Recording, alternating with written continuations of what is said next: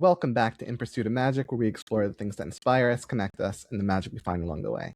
I'm Matthew Medina, and today's very special guest comes from a long line of musicians and began her musical journey at a very young age. She's released beautiful lullaby albums, a joyful holiday record called Cheers to Christmas, and now she's back with her latest project, the fantastic new album Let's Try It This Way, a collection of reimagined classic songs in her warm, soulful jazz style, coming out October 12th, 2026. Whether she's performing with her acoustic duo, singing with wedding bands, or lighting up the stage at venues like Winnie's Jazz Club in New York, she brings incredible heart, versatility, and joy to every note. I am very excited to welcome the brilliant Kate Dell. Kate, thank you so much for coming on. Thank you for having me. I'm so excited to be here.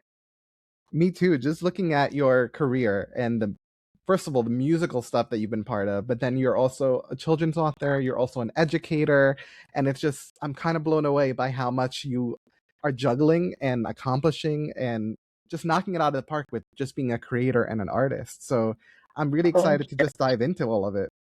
Yeah, absolutely. Well, I want to talk about this new album, Let's Try It This Way, which is a collection of well-known songs, but reimagined. So what gave you this idea? What made your heart really kind of dive into this? Because I know it takes so much work to put together an album, and then taking songs that are there but need to be reimagined, I'm sure is like a big challenge. And Yes, especially finding ways to stay true to the heart and soul of the original, but make it your own. So what has that been like? definitely. Well, it's been a total blast. I knew I wanted to release a full album this year. So, as you mentioned before, so very kindly, I did release an album. It was a seven-track album of Christmas classics, like jazz, Christmas, classics, and it's which I love holiday music, so it's something that's very special to me. And then I was able to release a full live album of my debut show in New York City last year at the Green Room 42. So that's now out live as well, which is also holiday. But I knew that I wanted to do something not holiday, and I figured that this year, 2026, was going to be the year that I could do my very own album. So I am so excited. It's called Let's Try It This Way. The premise of the album is they're all songs that are well known, not necessarily a writer. I have been commissioned to write things, but it's just not kind of my true passion. Like I love singing the music I grew up with and singing the music that I know people resonate with. So I figured for the first album, it might be a good idea to kind of just like stay true to that before I try to venture out into the writing world. And I have basically taken songs that mean something to me or have like a special moment in my life that I can relate to, but also are well known by others, and have reimagined the arrangement. So they're either in a jazz style or more of like the yacht rock kind of style, things that I grew up with. And I have had the most fun collaborating on this with some incredible arrangers. They're able to take what I hear in my head and help me put it on paper. And we've been like collaborating through this whole process, and it has just been so much fun. So we've had a blast. That's amazing to hear because I know how much work can go into putting together an album and collaborating. And so I'm curious, where do you even start when picking the songs? You mentioned the songs you're choosing all have a different significance for you, and Yes. making Yeah. that list can kind of be hard, I think, to cut down which ones you Well, want to include. the list was very long at first. So I just have on my notes app, I just have like a running list of songs that once I got this idea, which was I think 2 years ago, was when I initially came up with the concept because I was listening. My daughter and I were driving around in the car, and I just had on a playlist. I don't remember what it was, but Killer Queen came on, and I love that song, and I love Queen in general. And I was listening to it, and for some reason, I had the thought of, I would love to do this song. What, like, how cool would it be if it was like in this like big swing, kind of like very performative sort of piece where it's just like back and forth between these feels and all this stuff. And for some reason, like I heard it immediately in my head, and that's what sparked the idea. Because I was like, okay, well, if I can hear it off the bat within like the first 10 seconds, 20 seconds of listening to the song, I think it could be good. So that's kind of what my baseline was for the songs that I chose. Like, obviously, I have a very long list of songs that are special to me, But if I couldn't hear which way I wanted it to go within that first 20 seconds, I knocked it from the list because I wanted it to feel as authentic and as natural as possible, and I really think that it has achieved that. Yeah, and I think it's such a cool idea, especially because at the heart of it, it's songs and music that mean a lot to you and have that significance. So at the end of the day, what does the album as a whole mean to you and your career and your love for music? It's kind of like this culmination of my career thus far, but then kind of stepping into this new era of really taking on a solo career and not necessarily just doing weddings or just doing um, passion projects for like and I love my lullaby albums. I love them dearly. But they were also just like, well, that would be fun, you know? So like it was, and I had, the ability to do it just because of who I am so lucky and fortunate to know as far as musicians, and the recording of those things was a very simple decision. And I thought, when I had my daughter and when I was pregnant with her was when I recorded the first one. And it was great, and it was a lovely project, and now it's just kind of moving into this next phase of, like, really honing in on this, like, artist journey that I'm taking, which has taken me a while to get there because, it is a big leap, and, um but it is truly, like, I'm having the most fun, and I could not be doing it without the support of my family and my husband and my friends, and it's just had the best time, so that's kind of what it's been, representative of. Which is great to hear how much fun the experience is, because I know how much work it could also take, and it is a big leap. And so, are you more maybe anxious about finally putting it out and taking this step as a solo artist, or is it more of like, yeah, I know I'm ready for this next step and I'm excited? I think it's a bit of a mix of both. I So last year I put out 3 tracks that are going to be on the album, but they were kind of scaled down versions of what is going to be on the album. And I basically put them out as singles and kind of as tester tracks to see, okay, how's this going to be received? How's this going to go? What is that going to look like before I pulled the trigger on the full album itself? And the response to those was wonderful, and I really have had so much fun performing them live and performing them in, like, different venues and using them on social media for different collaborations and things like that, and it kind of just solidified the decision of, "Yes, let's go forward, and let's move away from just holiday things," and I think as a as an independent artist, you wanna step into a space where there's a bit of a cushion for you, and I think the holidays for me was a wonderful way to do that because people are a little bit more enticed to go out and listen to live music or throw your things on a playlist because they're looking for new holiday music. So it was a little bit of a cushion.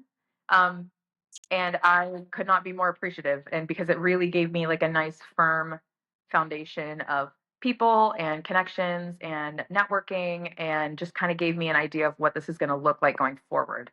Um, so I'm very excited to get the music out there. I'm also very nervous, but good nervous, not bad nervous. The nervousness comes from you caring, which I think is so Yeah, important on a passion project I and agree. getting to be part of this process. And I know that your love for these songs and getting to dive in and kind of rework them in a way that matches your style is a beautiful thing. And so that Yeah. has me really, really curious then in terms of what song do you think was most challenging to kind of revisit? Oh, I think, and I just put it out actually, and I was not planning to put it out, but Killer Queen, like I said, was the one that inspired it. It was also probably the most challenging of the arrangements because it is so different from what the original is. And like I said, I could hear it, and getting it on paper was great. I worked with a wonderful arranger, and a friend of mine, Tyler Birchfield. He's a musician living up here in the city, and he is phenomenal. I mean, we basically just sent voice memos back and forth to each other. I'm hearing it this way, and kind of like going through our notes and documents of things that we wanted to do. But it was a tough one because just because of the way that we had to record it because of time constraints for people. So it wasn't like with the Christmas album we were able to have everybody in one room, and then we did everything live, which was great. For this album, we did rhythm on a certain day and then horns the next day. But then, people have things, they have gigs. You're working through different schedules. So the way it was recorded was almost in pieces. And hearing those pieces, the first thing that got laid down was the drums and the bass only. So I'm like listening to it and I'm like, okay, I can hear it, but like I did have that moment of like, ooh, is this gonna work? Sort of thing. And as layers got, you know, added and played in when we got to the end, I'm so happy with how it turned out. And I had the idea to do a video um, for it because I have a couple of other things coming out just to trying to promote traction and things like that towards the album. And so I decided this was like 2 or 3 weeks ago. I told my husband, "Hey, I really want to do a video for Killer Queen. I think it could be fun.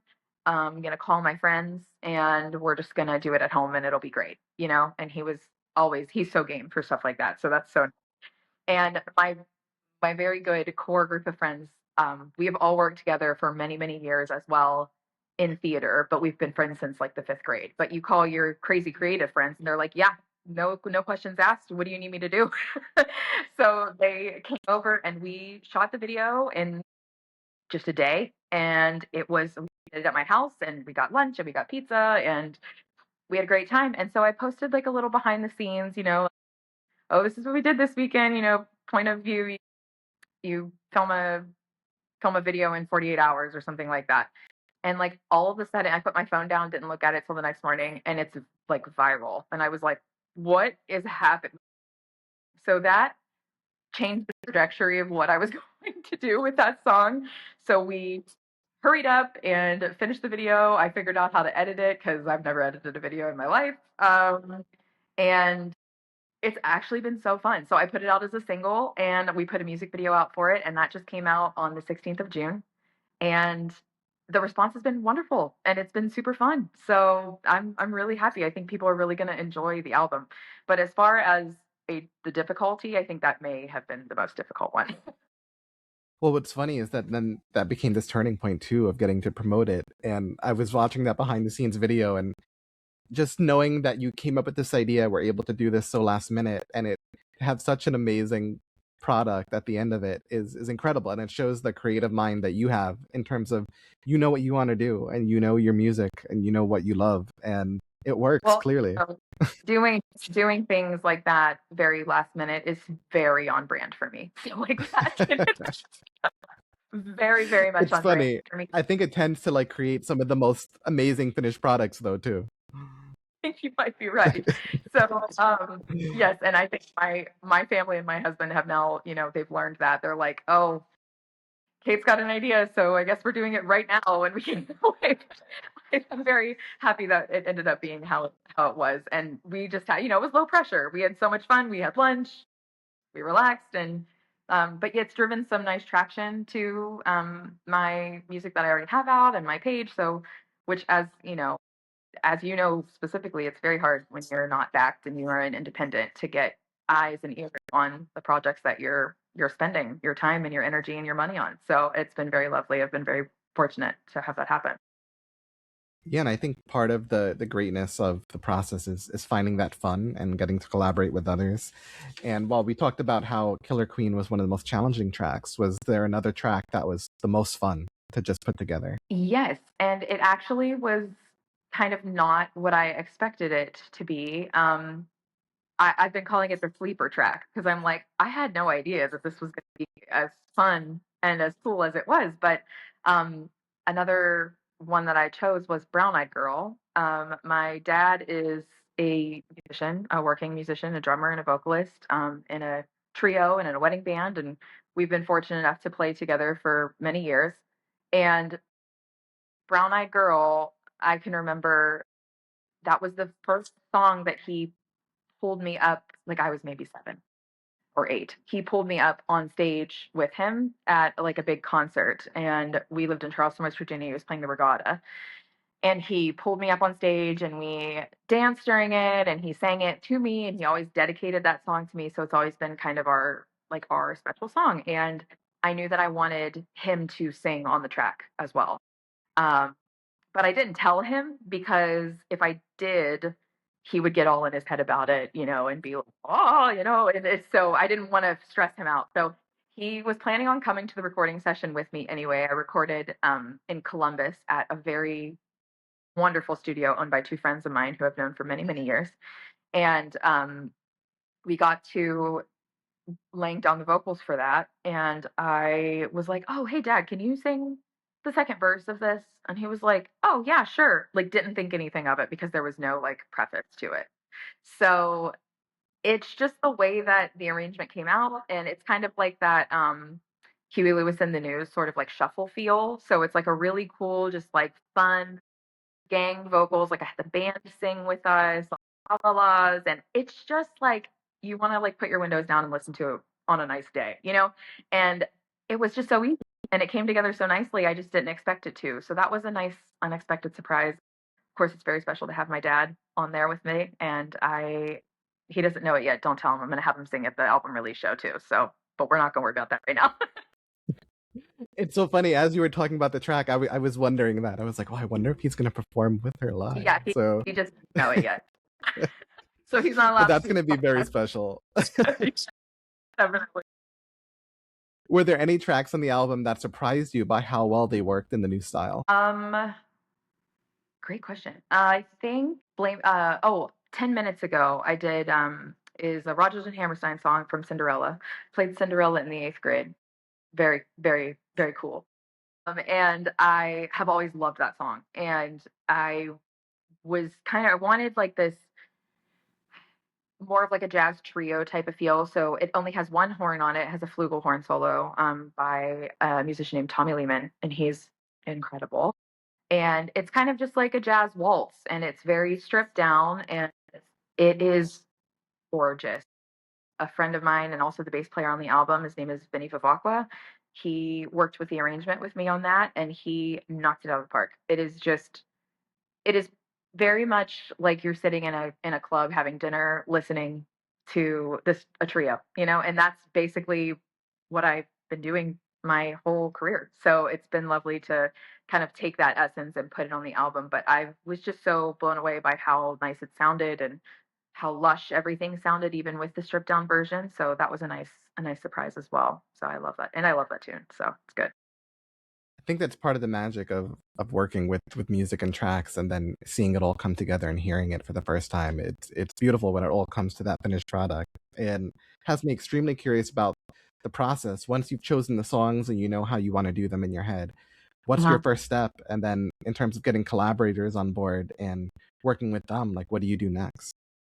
So I kind of came up with my master list of stuff. I went through everything and I made a document for each song, and I put a basically went through and put my notes, like whether it was a voice memo or if it was a written down note or if it was a link to a reference or something that I want this song to feel like this song, or I want, the drums to be this specific drum pattern. So I took all of those things, combined them on a document, and then I passed that on to the arranger, and then basically we just went back and forth as as for a long time, for maybe it was like 2 months, um, of just kind of figuring out what we wanted those things to be, what we wanted those things to feel like. I had certain horn lines in my head that I knew, and I'm able to put these things on paper, but there is somebody and there are people out there who can do it faster and better than me, and that is who I wanted to work with, because it's like I don't I want this to be, a project that I'm going to be very proud of, and I knew that that's when I need the help. I need to use my resources. I don't like to be that person that says I'm going to do it all, because I know that there are people out there who are so much better at things than I am, and I am so lucky to work with them and learn from them.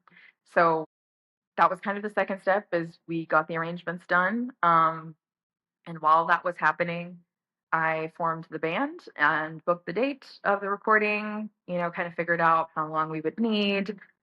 I have a good amount of experience in the recording studio, but running your own recordings, running your own anything, is there's always pressure, and I just want people to, one, have a good time, and feel like they are heard and respected as far as their musicianship and their time. So those are my like big three things that I always try to make happen, whether it's full album recording or even just a single.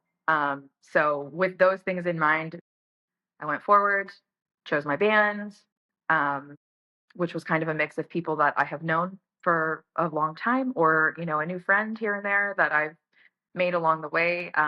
But the best thing about the recording itself was everybody who was there is they're like they're just the kindest people, and I know that they also want what's best for me, and they also have my best interest in mind. So if I when I make a mistake, or if I flub, or if I am not clear on something, I do have that grace that they're giving to me, and that is, I mean, I'm learning so much, so I'm very fortunate to have people like that in my life in this in the professional environment.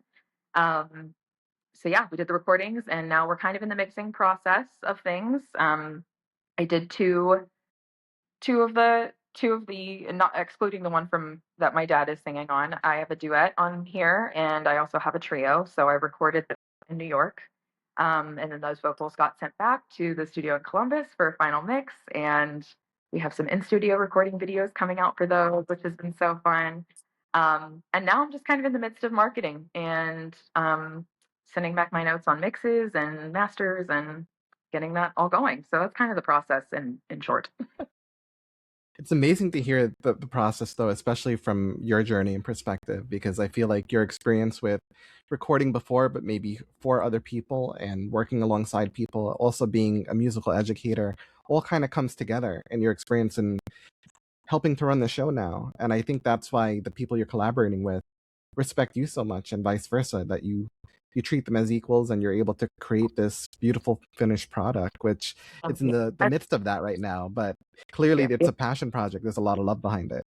It is, and it's so wonderful to work with people who also feel, that the same depth of care and the same depth of care for you and your project and what you're putting out, and just to have that support behind you is like unlike anything. I don't think there was a better way that I could have gone about the recording process, and who I've had with me, I'm just so thankful. So they've been wonderful. Absolutely. And you shared the special moment with your dad in the recording studio, and I'm wondering if there's any other moments in recording the album that really stand out as really special or magical for you. Um, well, I honestly, the ones that, well, Brown Eyed Girl with my dad, was the vocals were laid down before 8 a.m. So I just want that on the record. Okay. We were trying to knock out as much as possible. Never in my life would I ever consider laying down vocals for 10 or 11, So that was kind of, I think, and I honestly think that's kind of what made it so special. It was like, we had a long day the day before recording, and then I come in the next morning and I'm trying to knock out vocals. And so, not the lack of care, but just you're not so up in your head about it. You're just kind of doing. And I think that's what made it so fun. So yeah, that was very special to have my dad. And then the duet that I did up here and the trio that I did up here in New York, um, I had so much fun collaborating. I love collaborating with other vocalists.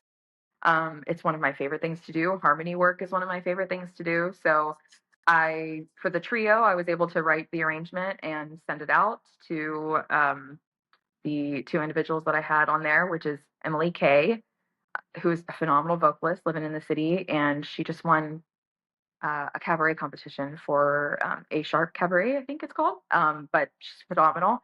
And Jake Workman, who is the current Mary Sunshine in Chicago on Broadway. So I got to work with both of them, and we they both just made my arrangement come to life. I love arranging vocals. It's very special to me. So I love a three-part harmony, Hercules, like, what are those people called? The goddesses, or the Oh the yeah, the the music. muses. I Yeah. love that, like, work. Like, that's like the best. So I had so much fun with that. And then the duet I did with um, Matthew Magnuson, who's the current Bobby Darin standby in Just in Time on Broadway, and he and I have a very similar view as far as music, very similar sound. We like the same type of things, and we've just become really great friends. So had him at my Christmas show, and our families have now become friends, and it was lovely to work with him as well, on a duet of "Don't Go Breaking My Heart." So we had so much fun putting that together, sending voice memos back and forth of, what we think it should sound like, all that stuff. So those 2 are very special moments. I'm a sucker for good, vocals. Well, what's beautiful, I think it shows the importance of community and connecting with others because you get to learn from each other and create something new together, which is a It's wonderful thing to do. Yeah, it's the best part of this whole process, honestly.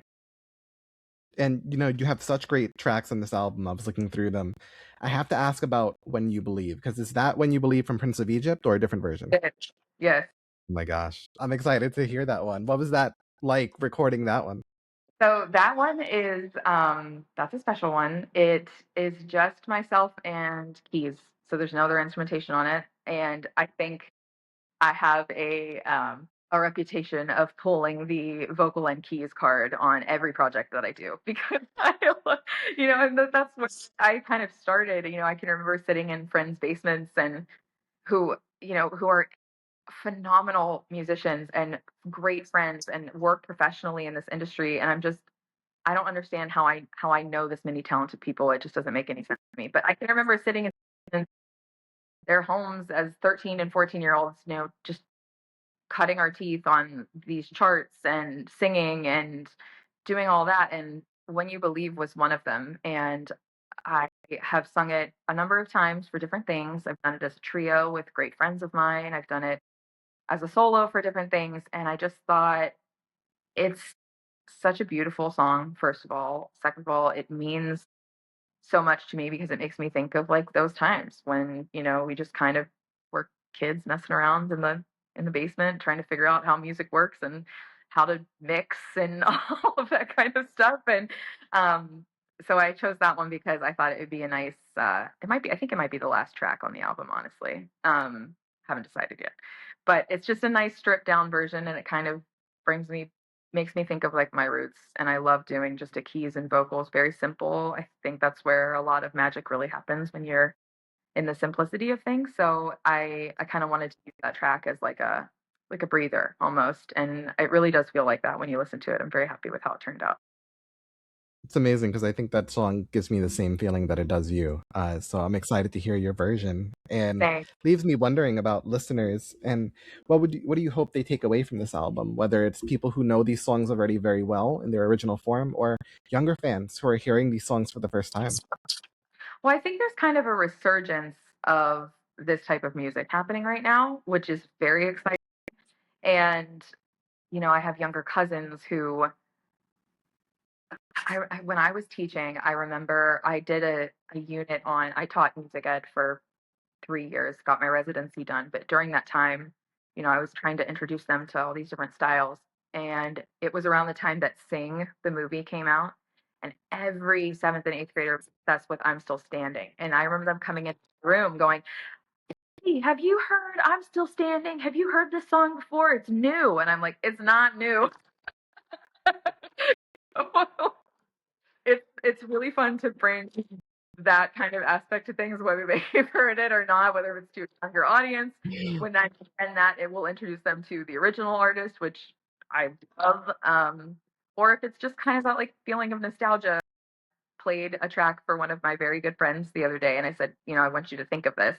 She stopped it in the middle of it, and she said, I remember driving around in my dad's car with the windows down on our way to blah blah blah, and that's when I first heard this song, and that's exactly what I wanted. Like I just wanted it to make people think, okay, that is making them think of a moment in their life as well, just as much as it did me. So it's just really special to bring those things back to life for people. And I think that's the beautiful thing about music and albums and being an artist is you get to kind of create that for people. So it's really special for me to hear people's reactions. And I just want them to kind of reflect on, times in their lives when they might have remembered it and why it's special to them and enjoy it in a new way. So yeah, that's kind of the goal. I think that's kind of the beauty in putting it out for an audience to take in and experience. And you're no stranger to that. You're planning an album release party in October. And so I'm Yes. curious what that process has been like in planning and what's your feeling of getting to perform some of these tracks live for the first time? I'm so excited. So yes, it's going to be on October 12th, which is the day the album comes out, at Miss Nellie's in New York City, which is on 44th. And I adore that space. I went in for dinner the last time I was up for a gig or something, and I went in for dinner. And the minute I walked in, I was like, I have to play here. Like in some sort of capacity, need to be here. It is such a vibe. It is so cool.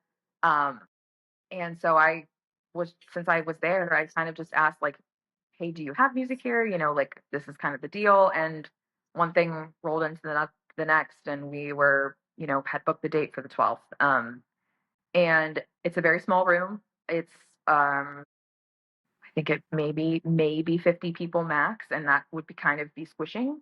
So, and that's kind of what I wanted. It's, reservation, it's donation only, and I I'm so thrilled. It's going to be so much fun, and the performing the tracks live is going to be great, but it's also going to be different because I'm just doing it because of the space and because of what it is. I'm just doing it with a trio. So it's just myself, a piano player, Matt Baker, who's a piano player up here in the city, who's incredible, and I just have met him from just kind of coming up and doing some work here and there. And then another great friend of mine who's a bassist, Adam Diasenis, is going to play. And so it's taking the arrangements and it's just stripping them down entirely. So then you get to hear them, in this sort of stripped down version. And then when you hear them on the album, and it's this full production. But that was also the goal of these. When making the arrangements, I told Tyler and Vinny, who worked with me, I want this to work with any setup. Like, I want it to work. If you take Killer Queen and you just want a piano and a bass, it's going to work. If you want a full band, it's going to work. So that way I can take them and have them and take them wherever I want, and it's going to make sense. So I'm very lucky that they did things in a way that's going to make that a possibility for me, which is very exciting to have your own charts, as an artist. So, but I'm so excited about the show. I can't wait. It's going to be a blast. Yeah, I'm very excited for this release, and it's interesting you're talking about the process of imagining it in different forms, because I'm imagining that in terms of the process, there's different challenges and rewarding parts of reworking these songs in different styles and seeing what will work and what won't. And so I'm wondering, what was the most challenging or most rewarding part of that process? And do you think it was logistical or more just in your head of like knowing how much this means to you and wanting to get it right? I think the logistical part of it definitely is rewarding. It is definitely very cool to see what is in your head go onto a piece of paper and then being able to be heard. It's such a cool experience. It's nothing I've ever done before, and it's very, very rewarding, to see all of that work and all of that, kind of creativity go out to be this piece of art that people can consume. Um, and then the fact that it is just so personal and so special, but still able to be shared with other people. It's just been kind of kind of that duo of both of those things. It's just been super rewarding, and I just keep thinking back on a lot of the process and how thankful I am and how fortunate I am to know the people that I know and have befriended who I have and have that support. So I think it's a little bit of both, honestly. It's been such a rewarding experience, and I've had a blast. So And there's a lot of beauty in that. And I think, like you said, this album is kind of like a leap forward for you, and that's what it feels like. And I'm curious then, in terms of you also being a teacher, mhm, how do you think teaching has influenced your own career and decisions you're making for yourself, and vice versa? Taking these yeah. steps, how does that influence your teaching? Well, I mean, it's definitely. I mean, I am a type A personality, so we got that going for us. But as far as the organization goes and time management and just kind of being able to differentiate how you're speaking to an engineer versus a trumpet player versus a vocalist. Being a teacher has taught me to do all of those things. Like, I can speak horn, I can speak engineer, I can speak, rhythm section and leading those things. And that is something that I will never take for granted. I could not be more thankful that I've had that experience as either a band leader or a live musician and as a teacher to be able to allow me to kind of speak all those different languages so it's fluent and it makes sense to everyone. That way it just kind of makes everyone puts everybody at ease and makes everybody have a good time and lets them have the room to create what I'm already envisioning them to create. It kind of gives them that freedom. I mean, it's definitely helped me do that. I know that's kind of a different, it's like putting on a different hat, and it's fun to be able to do that. My type A really likes it. I gotta imagine the fun in the process, like you mentioned, collaborating with others and getting to experience the beauty of the finished product. And so I'm wondering, what song are you most excited to perform live? Oh gosh. I honestly haven't thought, I don't think I've ever thought about it. I don't think I've thought about what that's gonna be like because I've just been so inundated with the planning and the marketing of things. I think, oh gosh, and I also for the album release show, I'm gonna do a couple that ended up getting cut as well. So I'm actually kind of excited to do those because it won't be a full fleshed out arrangement, but it will be kind of this is the way I was thinking it could go, and I'm kind of excited to do those just to see what that would sound like. But as far as off of the album, I think maybe "You Make My Dreams Come True" by Hall and Oates is one of my favorite ones. I'm excited to do that live. That was my husband and I's wedding song that we walked into. So I'm excited to do that one, and I love that tune anyway. So, but yeah, I'm actually now I think I can start to get to the point where I can think about what it's going to be like to start singing those things live. Um, so I guess I have some exploring to do. Well, I think that'll be part of the fun because it seems like part of the process now is it's just getting it all together and a lot of the planning. So it's great to like take a breath and just to think about the possibilities and how much fun it's going to be. Definitely. Lots of spreadsheets, you know. I love a spreadsheet. Is there a specific track that you feel like you changed the most and you were loving how it came out? I think I did blame it on the boogie as a samba, which is really fun. But I'm not wondering if it might be Up the Ladder to the Roof, which is the trio. I first heard that song. It's originally a Supreme song, but the first time I heard it was Sherry Renee Scott and Lindsay Mendez and Betsy Wolfe. And they did it in a Rapture as a Tony performance. And that was the very first time I heard it. And I had been obsessed with it ever since. And the more research I did on it, I did not know that it was a Supreme song. I guess I should have. It kind of like lends itself to that genre. But because I loved how much of both of those original like both of those original arrangements, I wanted to kind of change it to a point where it is different, but it still pays like a little bit of homage and respect to, and that's kind of with everything, but especially these ones because it is vocally centered, especially with the three voices.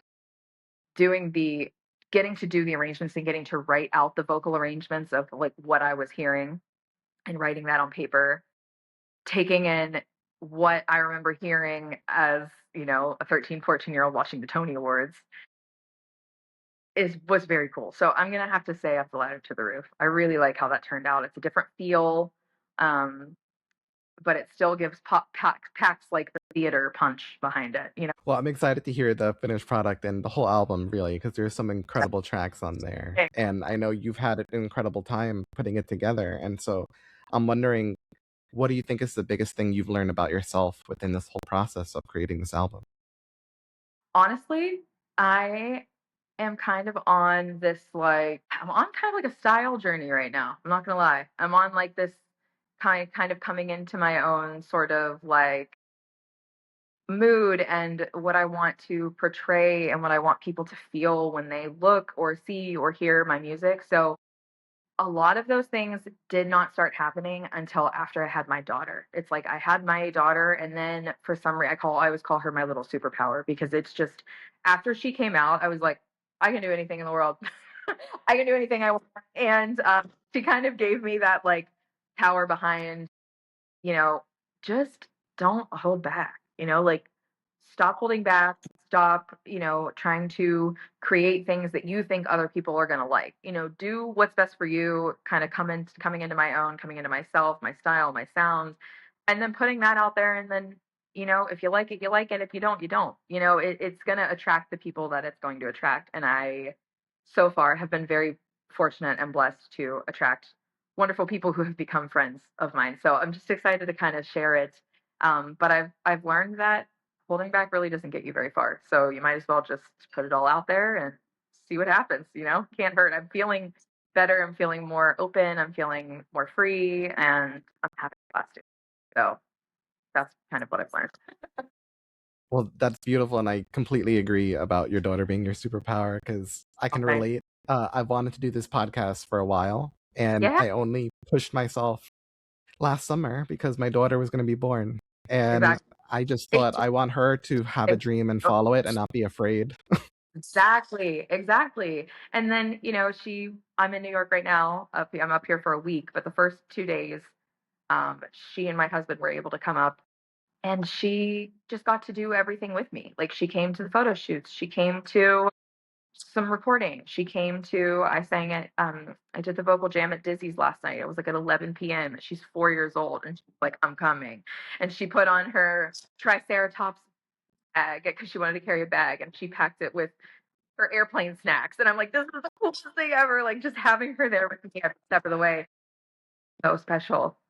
Um, to be able to I watch. feel like they're definitely a source of like endless inspiration, and it's just wonderful that you get to now experience this part of your career and life with her. And I'm sure that just adds to the excitement of this album release. It does, and it's cool. And I always ask her opinion on, what she thinks, and she will tell me brutally if it's good or bad.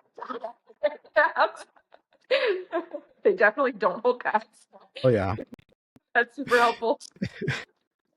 Well, I think that's part of the magic also of this whole experience, and just spending time with loved ones and connecting with others and creating together, creating and sharing that with other people. And so as we wrap up, I want to ask, where do you find magic most in the world, and how do you hope to create magic for others? Honestly, my husband and I, well, my husband has traveled. Sorry, I started talking about my daughter, and then it's just like waterworks. Oh yeah. Same. You get it. So my husband is from New Zealand, and he travels and has traveled quite a bit. And when we met, that has since become a passion of mine. So getting to travel and seeing different parts of the world, and making connections and showing Sophie those things, my daughter, and sharing that with my parents and our extended family has been so fun. So, doing little trips here and there, and then we get to come back to home base and have our little life with our neighbors and our cul-de-sac friends, and um very grateful to have those experiences to just kind of, show her what's outside, and, keep um keep showing her that it's okay to dream. So super magical. And how do you hope to create magic for other people? I kind of hope that through what I'm finding through myself, like as an artist, and like through this journey, that I can maybe, inspire others to take a leap. And I have had a couple of people ask me their opinions on, do you think I should do this? And do you think this is a good idea? I'm thinking about blah blah blah, starting my own business, starting my own account.